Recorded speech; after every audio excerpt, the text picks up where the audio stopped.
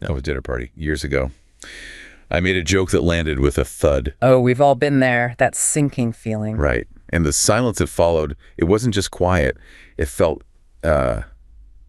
physical, like it just sucked all the air out of the room. I can still see the exact shade of red in the tablecloth, the way my friend's smile just froze. A normal, awkward moment, you'd think? But it doesn't feel normal at the time, does it? It feels huge. Exactly. My brain didn't file it away as awkward. He had archived it as, like, a capital crime. The highlight reel from hell. Totally. And for years, at 3 a.m, my mind would just drag that memory back out. And I'd feel this jolt of pure cortisol, my body curling in on itself as if I was, I don't know, bracing for a blow. A full physiological reaction. Identical to a physical threat, a racing heart, this flush of heat, a desperate urge to just flee. But why? Why would a forgotten social stumble from half a decade ago trigger the same internal alarm as staring down a predator? And that is the core question, isn't it? That's what we're here to unpack. It is. The answer isn't in psychology manuals. It's etched into our evolutionary code. That midnight panic attack isn't an overreaction. No, it's not. It's your neural hardware running a millennia-old simulation. It's your brain practicing your own execution. A sobering thought, but a powerful one. So today, we've gathered the research, the articles, and we're setting out on a deep dive into the very nature of this modern discomfort.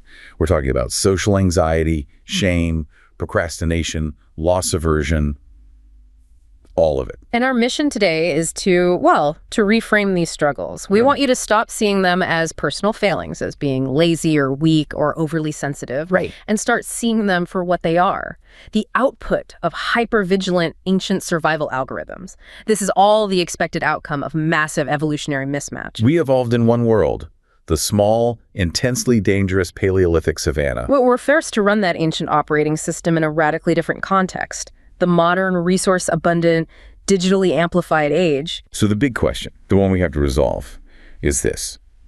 Why does the human brain treat a minor social slip-up, or even something abstract like a project deadline, a deadline, with the same biochemical intensity, the same flood of cortisol as it would a charging animal? Because fundamentally, for the vast majority of human existence, that distinction, it just didn't exist. The fear of social death is a physical threat. Exactly. And to understand why, we have to start with the biology of pain itself. Okay, so let's start there. That visceral reality of regret. I'm sure everyone listening has felt it. It's 3 a.m., the house is quiet, and suddenly you're not thinking about your day. You're reliving that cringe-worthy thing you said back in 2008. It's the universal midnight viewing of your personal low-light reel. And the response, it's not just mental, is it? It's physical. Oh, completely. You feel it in your gut, this urge to curl inward. Maybe a low groan escapes you. You clench your toes as if you're trying to hold on. This is a full system alarm, not just some abstract sadness. It feels like an injury. Your face flushes, you feel nauseous, your heart speeds up. You literally want to disappear from your own body, just evaporate the reality of that moment. If shame is just an emotion, why does it register with such physical agony? Because the brain is, it's frugal. It's an economizer. It recycles successful pathways. What do you mean by that? The neurological evidence, what we call the social pain overlap theory, it shows that the brain uses the exact same physical hardware to process profound social rejection as it does physical injury. The same system processes a broken heart and a broken leg. That's hard to get your head around. It is, but the evidence is robust. Neuroimaging studies, particularly fMRI scans, they show that when people experience exclusion, rejection, deep heartbreak. Like in a breakup. Exactly. There's significant activity in the areas we've always associated with the affective component of physical pain. That's the emotional distress of pain, not just the raw sensation. So which specific part of the brain are we talking about here? We're primarily talking about the anterior cingulate cortex, the ACC. The ACC. Okay. This is the key neurological common denominator. And to be a little more precise, the ACC has two main parts. There's the dorsal ACC, which is more involved in, let's say, the cognitive side of things. It monitors conflict like, oh, that joke landed badly. It flags the error. It flags the error. And then there's the ventral ACC, which is involved in the immediate affective, the emotional reaction to that conflict. That's where the pain signal really comes from. So the dorsal part goes, uh-oh, and the ventral part screams, ouch. That's a pretty good way to put it, yes. The key insight is that the ACC's main evolutionary job is to be a discrepancy monitor. It's a warning system against threats to survival. It registers damage. And from the brain's perspective, it doesn't care if the damage is tissue damage from a cut or social damage from a bad joke. It's secondary. The overriding necessity is to sound the alarm and force a correction, which leads us directly back to the conditions that shaped us in the first place. We have to talk about the EEA. The environment of evolutionary adaptedness. Yeah. The stage where all this was written. Absolutely. The EEA refers to the environment in which a specific trait evolved. For most of human psychology, that means the Pleistocene, the world of small, mobile, kin-based hunter-gatherer groups. You can't understand the modern mind without understanding that context. We spent 99% of our history there. And in that world, an individual human was spectacularly useless on their own. Utterly. We are a group project by definition. We don't have the claws or the speed or the fur. Or the venom. Yeah. Our survival depended entirely on cooperation, on shared resources, on collective defense. Therefore, exclusion from the tribe, ostracism, it wasn't just loneliness or sadness. It was a literal death warrant. Unequivocally. I mean, think about the immediate lethal threats. Alone, you face starvation. Specialized hunting takes a team. You face exposure. And most critically, you are just an easy, vulnerable target for predators or a hostile rival group. If you were cast out, your genes were not making it to the next generation. Genetic extinction was the result. So if the stakes are that high, if survival hinges completely on staying in the group natural selection, couldn't wait until you were actually kicked out, the defense had to be preventative. It had to be extreme and preemptive. And that system is the intense, painful feeling of shame and embarrassment. That internal distress forces an immediate, visceral, behavioral correction before the tribe even has to act. It's like an internal behavioral policeman. So that sudden, overwhelming flush of shame is like a neurological shock collar designed to keep you in line. It's not just a social tool, it's an existential one. It is your body giving you an extremely painful, mandatory warning. Adjust your behavior immediately or you risk the ultimate cost. This is why we say that embarrassment, that agonizing memory of a social fumble. Yeah. It's the phantom limb pain of social death. It's the pain registered by the system for an amputation, an excision from the tribe that your body is convinced has either already happened or is just moments away. Wow. That completely reframes social anxiety. It's not a malfunction at all. No. It's the highly effective evolutionary warning system working perfectly just, responding to a non-lethal input. It's a beautifully designed but brutally efficient defense mechanism.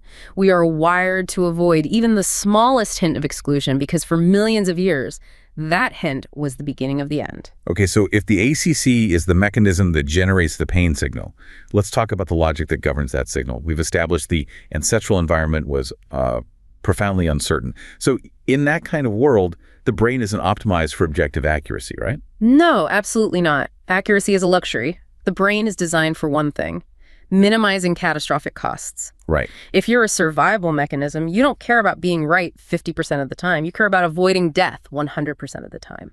And this logic is all codified in what we call error management theory, or EMT. EMT. This is the idea that in uncertain situations, the brain is always doing a subconscious calculation about the cost of being wrong. It is.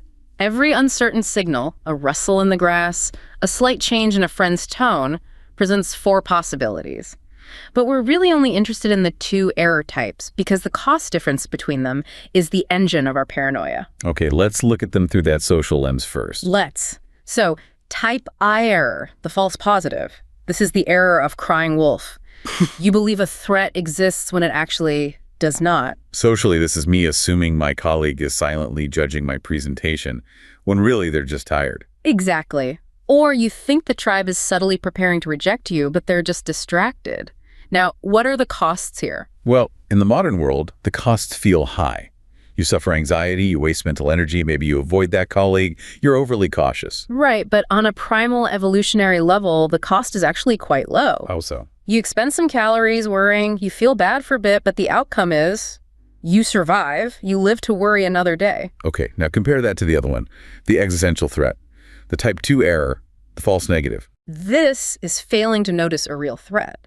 Socially, this is the catastrophic failure. The tribe is preparing to ostracize you, or that predator is in the grass, and you fail to pick up on the signal. You ignore the threat. You ignore it. The cost is absolute. It means ignoring an existential warning. And the outcome? You face certain death, or at the very least, genetic oblivion. So, given this stark contrast, transient anxiety versus certain death, natural selection faced a very clear choice. Any genetic mechanism that biased us toward making type I errors, anxiety, paranoia, overcaution, was strongly favored over one that risked even a single type 2 error. We are the direct, inevitable descendants of the ancestors who were successfully paranoid. We are. The confident, happy-go-lucky ancestors, the ones who didn't read the room or jump at shadows, they're largely not with us today. Their genes didn't make it. That is the cold, hard logic of EMT. Yeah. The bias must always be toward the safer, lower-cost error. And we see this everywhere, not just socially. Think about ancestral foraging. A type I error is avoiding a harmless, perfectly good berry because it might be poisonous. The cost. You missed a few calories. And the type 2 error. Eating the one fatal toxin because you didn't want to miss a meal. Death. So the system is inherently biased toward generating false alarms about possible toxins, about strange noises, and about social disapproval. This is the smoke detector principle in action. I love that analogy because it's so immediate. If you're designing a smoke detector, you would much, much rather it goes off when I burn toast. False positive, annoying, but low cost. Then risk it failing to detect the one lethal fire that burns down the house. A false negative. Precisely. And our social anxiety is the neurological equivalent of an oversensitive smoke detector that's just constantly blaring in the modern world. Why is it blaring so much? Because the modern social environment is so dense, it throws constant ambiguous signals at us. A coworker's emoji, a friend's cryptic text, a boss's tight tone of voice. Our ancient system interprets all this ambiguity as a potential legal threat. So when I worry for 3 hours over the perfect wording of an email, the part of my brain running the show isn't worried about professionalism. It's worried about being exiled. It's worried about the social stability that guarantees your fitness, your survival. It cannot distinguish between professional reputation and physical survival. It just sees volatility, and volatility in the EEA meant danger. The bias towards self-protection is just. It's non-negotiable, even if it makes us feel perpetually nervous and, frankly, sometimes irrational. It does. It makes perfect sense that we are fundamentally risk-averse creatures. The calculus of survival demanded it. But what happens when this risk aversion, which was perfect for the savannah, gets applied to abstract concepts like money or career or personal goals? That's where things get really complicated. This foundational logic, the imperative to prioritize avoiding death over maximizing equivalent gains, is the structural basis for so many of our most persistent cognitive biases in modern life. It extends beyond social threats to how we handle money and planning. It does. Which brings us straight to loss aversion, a cornerstone of behavioral economics. Right. Famously quantified by Kahneman and Tversky. Correct.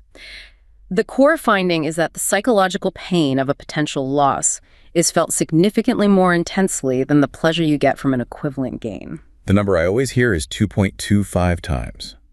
Losing $100 hurts about 2.25 times more than gaining $100 feels good. That's the average coefficient, yes.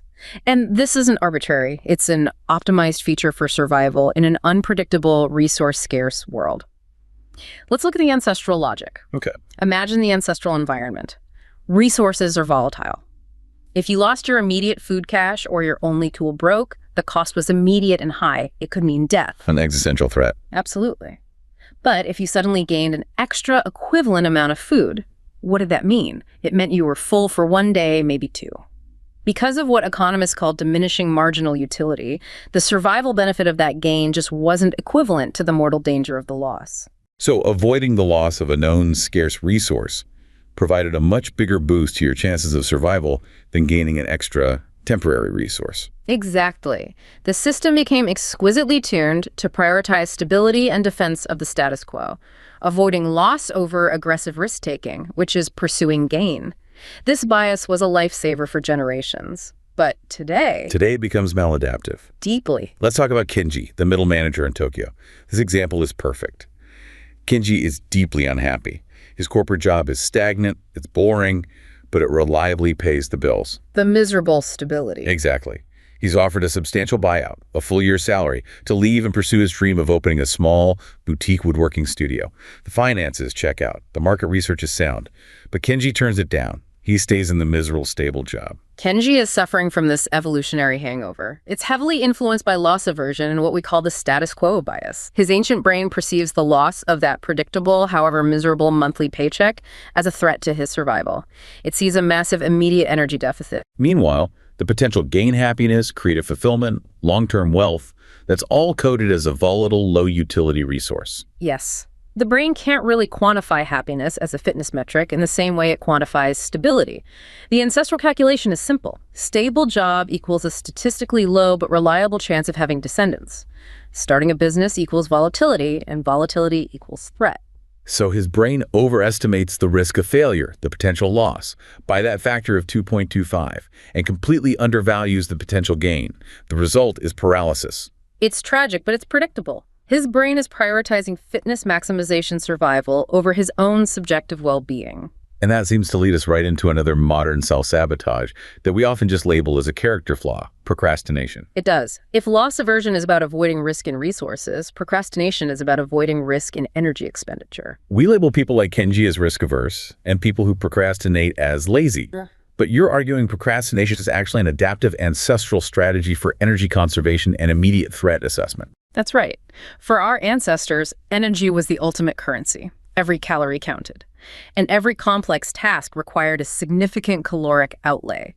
So if a task lacked an immediate tangible reward and required massive mental effort, the default setting was to save that energy. Exactly. The default setting was to conserve that energy for a more immediate threat or necessity. The subconscious instruction is, wait, maybe this task will resolve itself. Or maybe a higher priority, like a predator, will emerge. Okay, let's use the example of Leo, the freelance architect in Seattle. He has a complex, career-defining blueprint due in 48 hours. It requires intense, abstract mental work. A huge energy investment. Instead of starting, he spends 6 hours perfectly organizing his 30,000-song digital music library by genre, release year, and mastering quality. Of course he does, because that complex, abstract blueprint is precisely the kind of overwhelming challenge that the ancient brain flags as a caloric expenditure crisis. It requires intense, focused mental energy with a very delayed reward, a successful project completed days from now. The brain is reading the blueprint as a high-energy predator. In a way, yes. And the brain's solution is the displacement activity, organizing the music library. That task is low energy, it's highly structured, and it provides immediate, tangible rewards. Order, a clear sense of completion, easy access to entertainment. It satisfies the brain's need to do something productive that conserves resources and gives an immediate psychological payoff. Right, rather than tackling the looming abstract threat of the blueprint. But wait, so my brain is prioritizing my energy expenditure over my actual career success. Doesn't this theory kind of risk excusing genuine laziness or irresponsibility by just labeling it a survival strategy? That's a critical point. And the answer is no. Yeah. Because the feeling of guilt and distress that Leo feels while he's organizing his music library, that's the modern cost. That guilt is the cognitive dissonance created by the evolutionary mismatch. The underlying mechanism is adaptive, but its application in the modern world is maladaptive. The system works by giving you a short-term adaptive break, but the modern world punishes that with long-term abstract consequences. So procrastination is an act of resource preservation, not an act of neural failure. That's the reframe. The inner caveman views the blueprint as an energy-draining threat, and the response is to find a low-cost, immediately rewarding activity. It's an embodiment of the present bias, where immediate gratification overrules delayed, higher rewards every time. The brain is fighting a war against starvation that doesn't exist anymore. That is a really compelling way to look at it. And this conflict, this war between our ancient hardware and our modern software, it reaches its most painful and amplified pitch when we look at the social dynamics of the digital age. Right. This is where the evolutionary mismatch hypothesis confronts the ultimate novel environment, the internet. And the problem boils down entirely to one word: scale. Our psychological mechanisms were calibrated for the EEA, a world that was intimate, dense, and finite. They are utterly unprepared for the infinite scale of the digital environment. We have to anchor this in the concept of Dunbar's number. Yes. Dunbar's number, often cited as approximately 150, represents the cognitive limit to the number of stable social relationships a person can maintain. The people whose history and context you actually know and trust. Exactly. This was the size of the ancestral tribe. If you made a mistake within that group, The trauma was real, but it involved a finite, understandable number of people. You could apologize, you could negotiate your status. Correction was possible over time. Today, the audience is limitless. A minor social misstep isn't just broadcast to 150 people. No. It is instantly and permanently recorded, then infinitely amplified to a global audience of billions. And this breakdown of scale is just catastrophic for our survival hardware.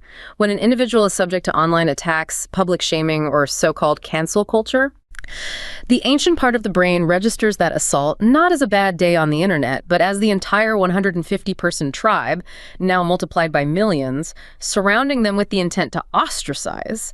The system hits maximum overload. It triggers what our sources describe as a death-level stress response. It has to. Yeah. Because the brain assumes this is an immediate existential threat to the individual's ability to survive and reproduce. The intensity is off the charts. If you were physically surrounded by 150 angry, judgmental faces in the forest, your fight or flight would be triggered violently. Of course. Now, imagine receiving 1,500 highly aggressive, context-free, hate-filled messages from strangers online. The brain can't process those inputs rationally. It interprets the sheer volume and hostility as the full tribal force preparing a physical, potentially lethal expulsion. Which is why the consequences of digital estrangement are so profoundly painful. The easy block button on social media has driven this rapid increase in things like ghosting. And that data directly correlates with documented psychological consequences. Studies show that when young adults report high instances of ghosting or being estranged, of having group ties severed at the push of a button, it corresponds directly to increases in emotional instability, insecure attachment, depression, and just generalized life dissatisfaction. The brain needs those ties to feel safe.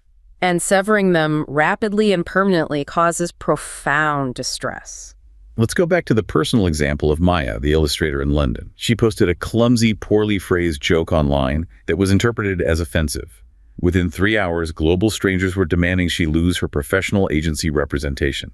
So Maya is physically safe in her studio, drinking tea, but her body is metabolizing the situation as if she were about to be physically attacked by her entire community. Her physiological reaction, the shaking hands, the nausea, the flushing, the inability to focus, is her system preparing for the death sentence of exile. Her brain perceives that digital mob as the tribal guillotine preparing its execution. And we also need to look at the motivation of the people doing the shaming. A public cancellation is a large-scale, digitally amplified form of social policing. Exactly. The engine that drives cancel culture is often moral outrage, which functions primarily as a form of virtue signaling or moral grandstanding. What do you mean by that? By publicly and vehemently condemning someone like Maya for her transgression, the individuals in the mob are not primarily seeking justice. They are signaling their own group loyalty and, crucially, raising their own social status within the perceived good group. So publicly shaming someone else is a self-enhancement strategy. It's an aggressive act of demonstrating, I am a committed group member, unlike them. It is the hyper-aggressive tribal immune system purging a perceived infection. If I am the most vocal condemner of transgressor X, I am signaling my own moral purity and trustworthiness to the rest of the tribe, thus securing my own position and status. It becomes a competition for moral high ground, weaponized by the scale of the internet. The ancient system evolved to enforce cohesion in a small 150-person group through subtle shunning and fear of reputational damage. And now that fear is applied instantly, globally, and permanently, leading to massive real-world psychological harm, because the brain just cannot process that scale as anything other than imminent annihilation. The digital landscape provides the perfect conditions for a survival algorithm that's optimized for extreme precaution to spiral into mass anxiety and distress. We've taken the subtle, necessary social control mechanisms of the savannah and blasted them with a global amplification system. So let's try to synthesize the cold, hard conclusion to this deep dive. We've looked at the social pain overlap theory, the uncompromising calculus of error management theory, the paralysis of loss aversion, and the overwhelming scale of the digital guillotine. And what we're left with is a pretty profound understanding. Social anxiety, procrastination, extreme risk aversion. These are not character defects. They are the unavoidable glitch of our biological firmware. An operating system meticulously optimized for survival in the ancient savannah. But it's crashing. constantly. It's crashing against the complexity, the abundance, and the sheer scale of the 21st century. Your brain is applying the calculus of existential scarcity to a world of existential abundance. It's prioritizing resource conservation when you have a fully stocked fridge.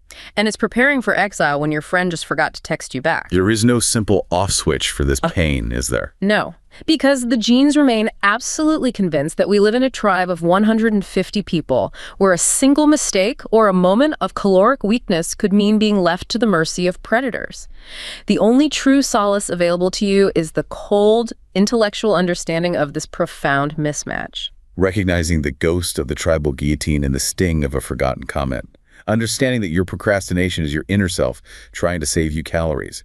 That knowledge provides a framework for managing the absurdity of it all. And the systematic biases we exhibit, the excessive sensitivity to threats from the environment, the paranoia about social judgment, the deep resistance to risk and loss, they all demonstrate a singular overriding truth about our inner wiring. The human mind was not designed for the preservation of subjective truth, or for the attainment of sustained happiness. It was fundamentally designed for fitness maximization, survival and reproduction, nothing more.